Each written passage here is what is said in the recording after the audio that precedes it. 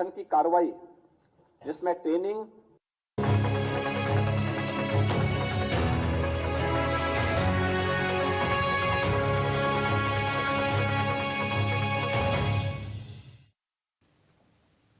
नमस्कार, मैं हूं आपके साथ सोनिया चौहान। मध्य प्रदेश छत्तीसगढ़ की खबरों में आप सभी का स्वागत है।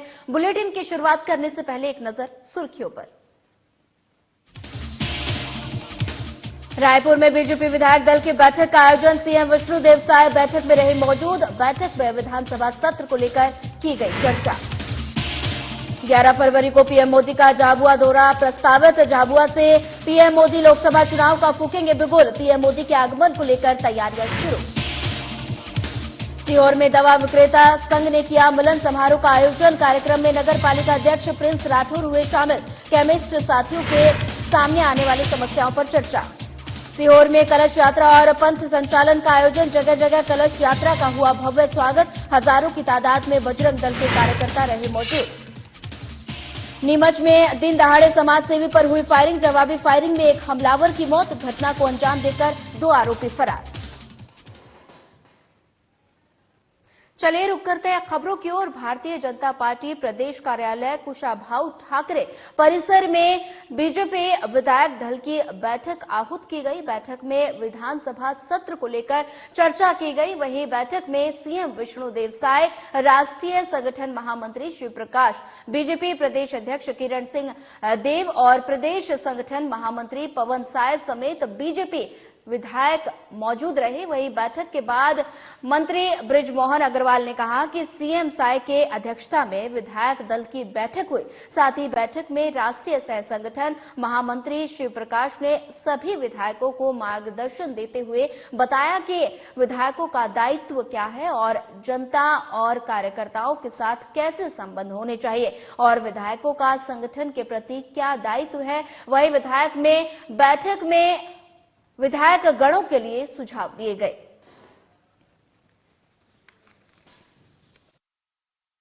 विधायक बनने के लिए हमें क्या क्या काम करना चाहिए, जो पार्टी के विचार परिवार के लोग हैं उनके साथ में हमारे कैसे संबंध होना चाहिए, इसके बारे में मार्गदर्शन दिया। साथ में आज विधायक दल के मुख्य सचेतक राजेश मूणत जी को और सचेतक लता उसेंडी जी और सुशांत शुक्ला जी को घोषित किया गया है। विधायक दल की बैठक में माननीय विधायक गणों के जो सुझाव थे वो लिए गए। विधायकों को ये भी बताया गया कि राज्यपाल के अभिभाषण के ऊपर में उनको कैसे बोलना है, क्या बोलना है, बजट चर्चा में कैसे भाग लेना है, प्रश्न कैसे लगाना है, ध्यानाकर्षण कैसे लगाना है, किन विषयों में सत्ता पार्टी के विधायक भाग ले सकते हैं, किन विषयों में नहीं ले सकते। इन सब चीजों की जानकारी विधायकों को दी गई है और उनकी जिज्ञासाओं को शांत किया गया है। और विधायक दल की बैठक में माननीय शिव प्रकाश जी के साथ साथ हमारे पार्टी के संगठन महामंत्री आदरणीय पवन साय जी ने भी संबोधित किया, माननीय मुख्यमंत्री जी ने भी संबोधित किया। बढ़ते हैं अगली खबर की ओर। मध्य प्रदेश में लोकसभा चुनाव से पहले बीजेपी की नजर आदिवासी बाहुल्य सीटों पर है। आदिवासी सीटों पर बढ़त के लिए प्रधानमंत्री नरेंद्र मोदी 11 फरवरी को झाबुआ में विशाल जनसभा को संबोधित कर लोकसभा चुनाव का शंखनाद करेंगे। प्रधानमंत्री नरेंद्र मोदी के आगमन को लेकर बीजेपी ने तैयारियां शुरू कर दी हैं। प्रधानमंत्री नरेंद्र मोदी की जहां सभा होनी है वहां उसका जायजा लेने के लिए बीजेपी अनुसूचित जनजाति मोर्चा के राष्ट्रीय अध्यक्ष और राज्यसभा सांसद समीर उरांव झाबुआ पहुंचे और प्रशासनिक अधिकारियों और मोर्चे के कार्यकर्ताओं के साथ सभा स्थल का जायजा लिया।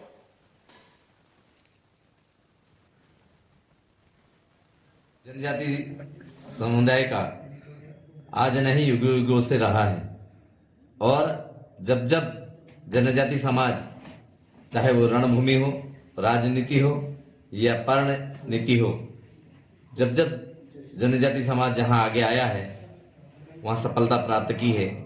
इसी मापदंड को लेकर हमारे माननीय यशस्वी प्रधानमंत्री ने इस देश में जनजाति को आगे बढ़ाने का काम किया। ये हमने 150 किलोमीटर के एरिया को हमने चुना है, राजस्थान, गुजरात, मध्य प्रदेश, और इन सारे जिलों से तकरीबन हमने जब आंकड़ा निकाला तो 1.5 से 2 लाख लोग संग्रहित होंगे। ये महासम्मेलन है जनजाति समाज का, और वो भी हमारे झाबुआ जिले में हो रहा है। हम सब धन्य के पात्र हैं। ये हमारे लिए सौभाग्य की बात है कि 2024 लोकसभा चुनाव का आगाज झाबुआ की धर्मभूमि से होगी, और वो भी जनजाति महासम्मेलन से होगी। इस महासम्मेलन में गुजरात, महाराष्ट्र, राजस्थान और मध्य प्रदेश के समाज के सब लोग आएंगे, और मध्य प्रदेश और भी सौभाग्यशाली महसूस करता है कि ये सम्मेलन पहले गुजरात में होना था, और गुजरात से माननीय प्रधानमंत्री जी ने झाबुआ को चुना है। तो मैं निश्चित रूप से कहूंगा कि हम भाग्यशाली हैं कि हमको माननीय प्रधानमंत्री जी का मार्गदर्शन मिलेगा, और 2047 तक विकसित भारत की नींव झाबुआ से रखी जाएगी। देश के यशस्वी प्रधानमंत्री आदरणीय नरेंद्र भाई मोदी जी आगामी 2024 के चुनावी दृष्टिकोण से एक तरह से जो है देश भर में उस सभी जगह देश की जनता से मिलकर के संवाद करने के लिए निकल रहे हैं, जिसमें यह झाबुआ के पावन पवित्र धरती को उन्होंने चुना कि यहाँ से हम प्रारंभ करेंगे, और आगामी 11 फरवरी को यहाँ आएंगे। और इस क्षेत्र में जो है हमारे जनजाति भाई बंधु हैं,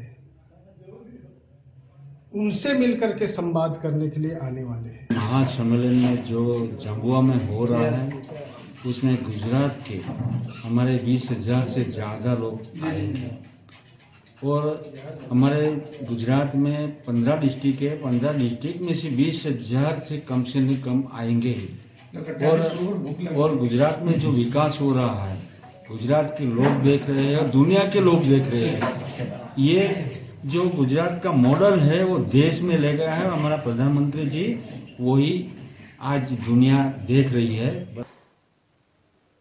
सीहोर में जिला दवा विक्रेता संघ ने केमिस्ट साथियों का मिलन समारोह आयोजित किया, जिसमें मुख्य अतिथि के रूप में सीहोर विधायक सुदेश राय और नगर पालिका अध्यक्ष प्रिंस राठौर शामिल हुए। मंच का संचालन गिरीश पाठक ने किया, और वहीं जिला दवा विक्रेता संघ अध्यक्ष उमेश शर्मा ने दीप प्रज्वलित कर कार्यक्रम का शुभारंभ किया। वहीं विधायक और नगर पालिका अध्यक्ष का पुष्प माला पहनाकर स्वागत किया गया। इस दौरान साधना प्लस न्यूज के संवाददाता से बात करते हुए दवा विक्रेता संघ के महासचिव राजीव सिंघल ने आयोजन पर चर्चा की और संगठन की समस्याओं पर जो कार्य किए जा रहे हैं इस पर चर्चा की। साथ ही उन्होंने बताया कि आयोजन का मुख्य उद्देश्य केमिस्ट साथियों के सामने आने वाली समस्याओं का निवारण करना है।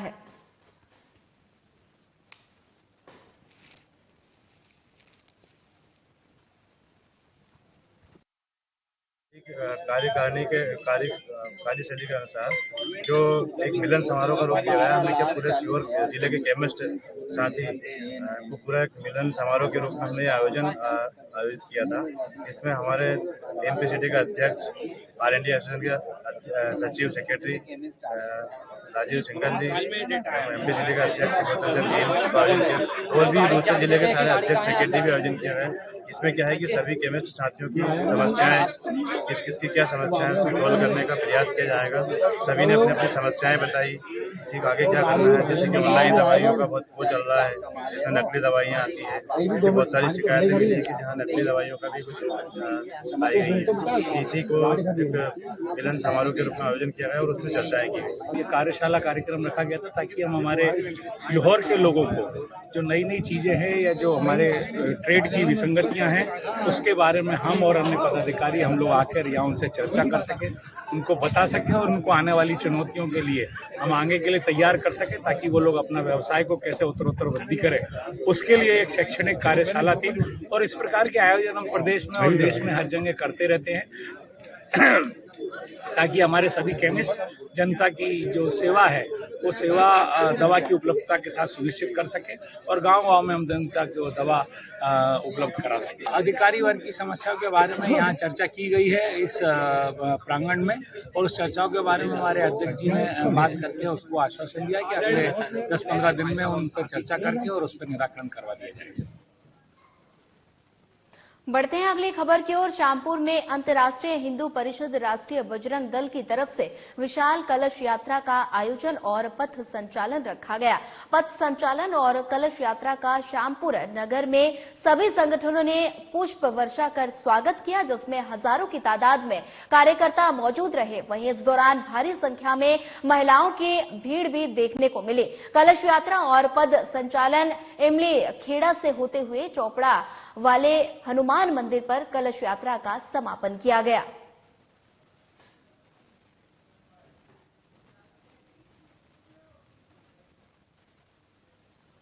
अगली खबर भिंड से है, जहां जिला सीईओ मनोज सरियाम के खिलाफ भ्रष्टाचार करने का आरोप लगा है। ग्रामीणों का कहना है कि CEO Manoj Kumar digital payment का उपयोग कर लोगों से रिश्वत ले रहे हैं। बिना रिश्वत यहां कुछ काम नहीं हो रहा। पंचायत सीईओ मनोज कुमार पद स्थापना के बाद ही डिजिटल पेमेंट के जरिए लाखों की रिश्वत ले चुके हैं। अब देखने वाली बात ये होगी कि आखिर कब तक सीईओ के खिलाफ कार्रवाई की जाती है।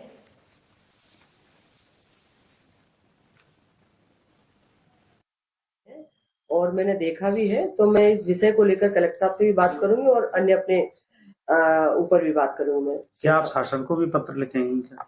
बिल्कुल, आवश्यकता पड़ी तो पत्र लिखकर भी मैं ऊपर भी मुख्यमंत्री जी को भी सारे विषय बताने वाली। बढ़ते हैं अगली खबर की ओर। नीमच में समाज सेवी और शराब कारोबारी अशोक अरोड़ा पर दिन दहाड़े बीच बाजार अज्ञात अपराधियों ने जानलेवा हमला कर दिया, जिसमें वे घायल हो गए। वहीं जवाबी फायरिंग में एक हमलावर की मौत हो गई। वहीं 2 अन्य आरोपी घटना को अंजाम देकर मौके से फरार हो गए। घटना के बाद मौके पर पहुंची पुलिस ने जांच शुरू कर दी। फरार आरोपियों की तलाश फिलहाल जारी है। घटना हुई है उसमें ये देखा गया है कि 2 गुटों में फायरिंग का इंसिडेंट हुआ है और वहां पर चोपड़ा चौराहे के नजदीक फायरिंग इंसिडेंट हुआ है, जिसमें एक मृतक जिसको हम आइडेंटिफाई कर रहे हैं वो एक मेल है, लगभग 40-45 साल का दिख रहा है। उसको हम आइडेंटिफाई कर रहे हैं, उसका नाम वगैरह, वो कहाँ से आया है, उसका नाम क्या है। वो अभी डेड हो गया है और स्पॉट पे भी वेरिफिकेशन किया है, तो वहाँ पर भी कुछ राउंड्स मिले हैं, उसको भी वेरीफाई कर रहे हैं और इस घटना के पीछे क्या कारण रहा है उसको भी वेरीफाई कर रहे हैं। अभी तक हमारे संज्ञान में आए हैं कि जो बाहर से आए हैं कुछ लोग, वो 2 थे, जिसमें एक और कोई एब्सकॉन्डिंग है, इसको फाइंड आउट कर रहे हैं। सर किस पे फायरिंग करी? कुछ लोग थे जिन्होंने फायरिंग करी, किसके साथ? अभी उनका नाम फाइंड आउट कर रहे हैं। सर टोटल कितने की डेथ हुई क्या? फिलहाल एक की डेथ सामने आई है। सर कुछ हिरासत में लिए रहे अभी? जी नहीं, अभी फाइंड आउट। खबर सीहोर से है, जहां जिले के चांदबड़ ग्राम में एक हार्डवेयर की दुकान में 2 चोरों ने छत के रास्ते दुकान में घुसकर चोरी की घटना को अंजाम दिया। वहीं आपको बता दें कि ये दुकानदार एक दिन पहले दुकान बंद कर घर लौटा था और वहीं दूसरे दिन जब दुकान खोली तो सारा सामान बिखरा पड़ा था। वहीं छत का गेट भी खुला हुआ था और बता दें कि चोरी की होने के बाद पता चलने पर दुकानदार ने सीसीटीवी कैमरे में फुटेज देखी और जिसमें 2 लोग चोरी करते हुए दिखाई दिए। इस घटना की रिपोर्ट मंडी थाने में दर्ज कराई गई। फिलहाल पुलिस सीसीटीवी फुटेज की मदद से चोरों की तलाश में जुट गई है।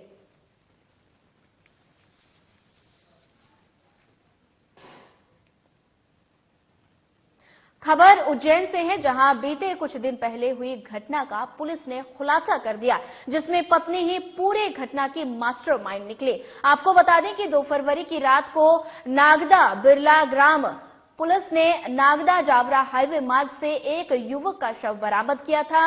पोस्टमार्टम रिपोर्ट के बाद पुलिस ने हत्या का मामला दर्ज करते हुए जांच पड़ताल शुरू की। इस दौरान कॉल डिटेल और अन्य सबूत के आधार पर पुलिस ने मामला सुलझा लिया और एडिशनल एसपी नीतीश भार्गव ने हत्याकांड का खुलासा करते हुए बताया कि मृतक की पत्नी ने अपने प्रेमी के साथ मिलकर हत्या की घटना को अंजाम दिया है।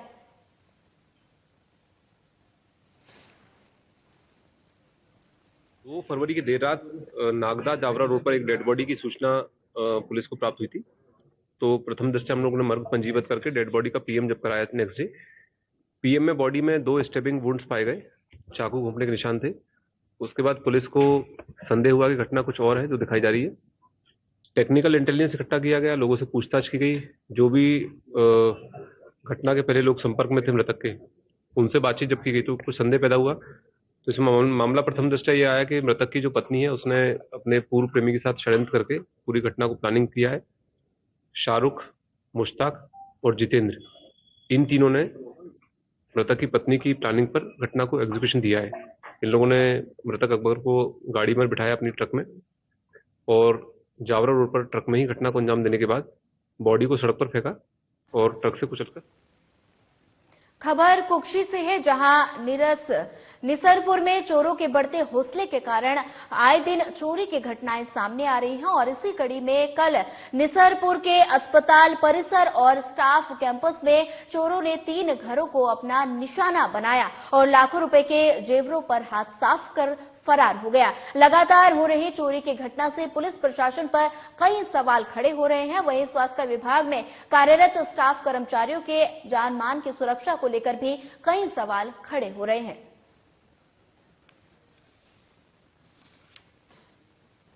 दर्ज इसलिए करवाने आए क्योंकि मेरे यहाँ चोरी हुई है और हमें है ना हर सैटरडे संडे बड़वानी जाती हूँ। मेरे हस्बैंड वहाँ रहते हैं और फिर मेरे पास फोन गया कि तुम्हारे यहाँ ताला टूटा है और अंदर पूरा अस्त व्यस्त पड़ा है।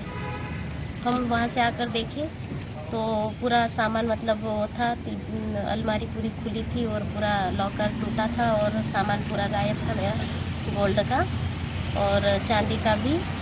और हमारे घर के आगे पूरा मतलब सर अंधेरा भी रहता है, लाइट भी नहीं है वहाँ पर। और आप किस विभाग में काम करती हैं?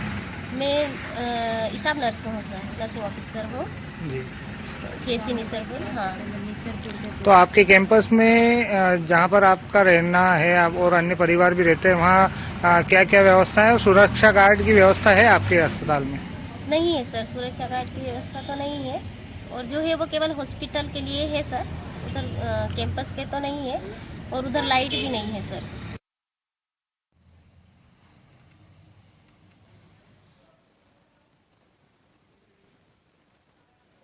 खबर बहर से है, जहां अनियंत्रित होकर बाइक सवार घायल हो गया और मिली जानकारी के अनुसार आपको बता दें कि तेज रफ्तार के कारण घटना घटी जिसमें बाइक सवार बुरी तरह से घायल हो गया। वहीं घटना की जानकारी मिलते ही स्थानीय लोगों ने मौके पर पहुंचकर घायल को इलाज के लिए अस्पताल में भर्ती कराया।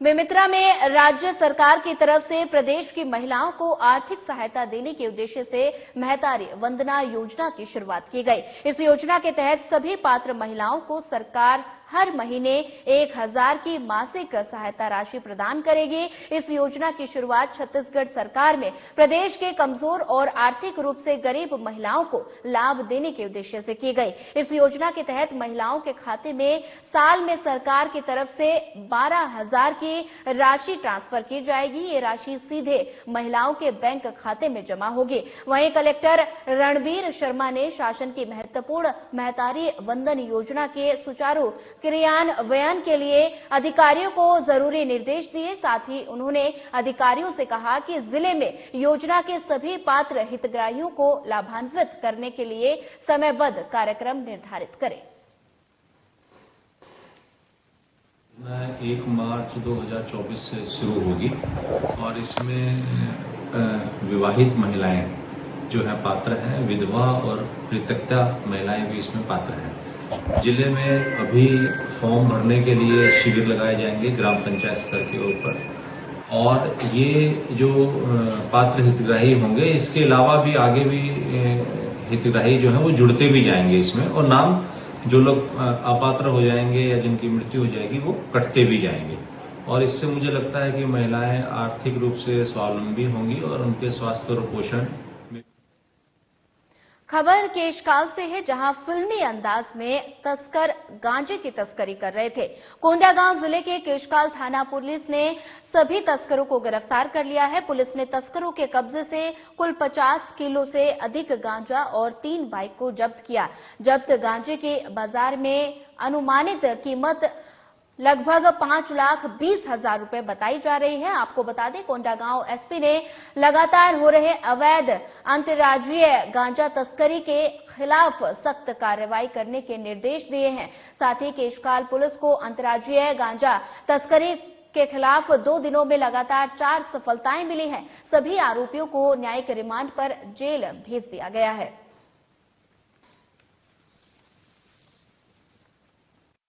निर्देशानुसार अवैध गांजा तस्करों के विरुद्ध थाना केशकाल के द्वारा लगातार कार्रवाई की जा रही है। इसी तारतम्य में 2 फरवरी एवं 3 फरवरी की मध्य रात्रि में मुखबिर से मिली सूचना के आधार पर केशकाल पुलिस ने अवैध गांजा तस्करों के विरुद्ध लगातार 4 कार्रवाइयां की है, जिनसे लगभग 52 किलो अवैध गांजा, जिसकी अनुमानित कीमत 5,20,000 रुपए है, एवं इन आरोपियों से 3 नग स्पोर्ट्स बाइक जब्त की गई है। इन 4 प्रकरणों में गिरफ्तार 6 आरोपियों के विरुद्ध एनडीपीएस की धारा 20(ख) के तहत विधिवत कार्रवाई कर उन्हें गिरफ्तार कर माननीय न्यायालय रिमांड पर। रायगढ़ जिले में सड़क सुरक्षा महीना मनाया जा रहा है। वरिष्ठ पुलिस अधीक्षक सदानंद कुमार के निर्देशन पर नशा मुक्ति और यातायात जागरूकता को लेकर विविध कार्यक्रम आयोजित किए जा रहे हैं। वहीं थाना प्रभारी लैलूंगा निरीक्षक मोहन भारद्वाज के नेतृत्व में पुलिस की टीम की तरफ से थाना क्षेत्र अंतर्गत SKA क्रेशर प्लांट सोहनपुर में यातायात जागरूकता कार्यक्रम आयोजित किया गया। इस दौरान थाना प्रभारी की तरफ से भारी वाहन चालकों को इकट्ठा कर सड़क पर सही दिशा में वाहन चलाते समय मोबाइल पर बात न करने और नशे की हालत में वाहन न चलाने के निर्देश दिए। साथ ही साइबर अपराध की भी जानकारी दी गई।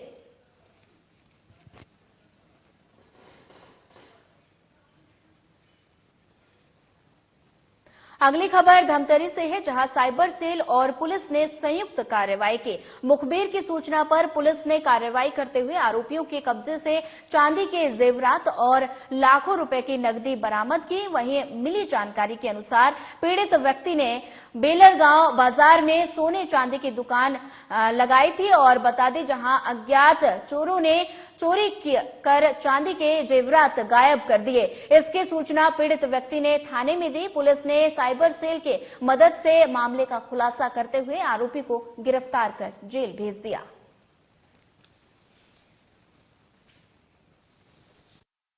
को चिराग गोलछा ने थाने आकर रिपोर्ट दर्ज कराएगी। बेलर बाजार में उनके द्वारा सोना चांदी की दुकान का लगाया गया था, जिसमें दुकान बंद करने के पश्चात चांदी के जेवरात को एक पेटी में बंद करके कहीं चला गया था। वापस आकर देखा तो अज्ञात लोगों के द्वारा उसके चांदी के जेवरात को चोरी की सूचना पर अपराध पंजीबद्ध किया गया था थाने में।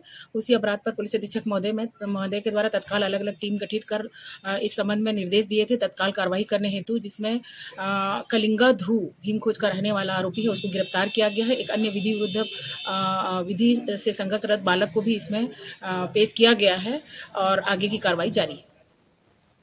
अगली खबर कटनी से है, जहां कुठला थाना क्षेत्र के घगरी कला में सरकारी जमीन पर बंजारों ने कब्जा कर लिया, जिसे आज तहसीलदार और पुलिस प्रशासन ने खाली कराया। वहीं मिली जानकारी के अनुसार सरपंच की शिकायत पर यह कार्रवाई की गई। इस दौरान भारी संख्या में पुलिस प्रशासन मौजूद रहा।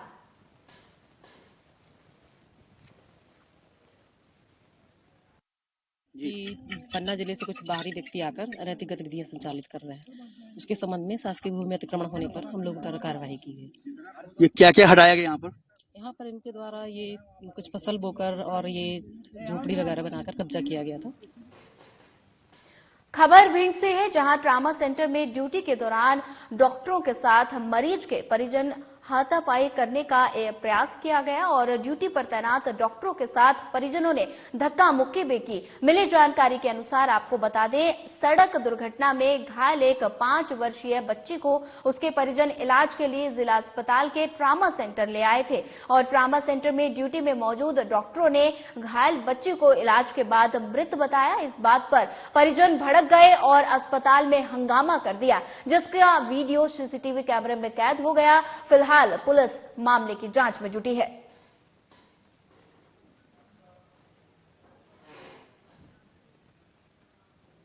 फिलहाल इस बुलेटिन में इतना ही। ज्यादा खबरों के लिए बने रहिए हमारे साथ। नमस्कार।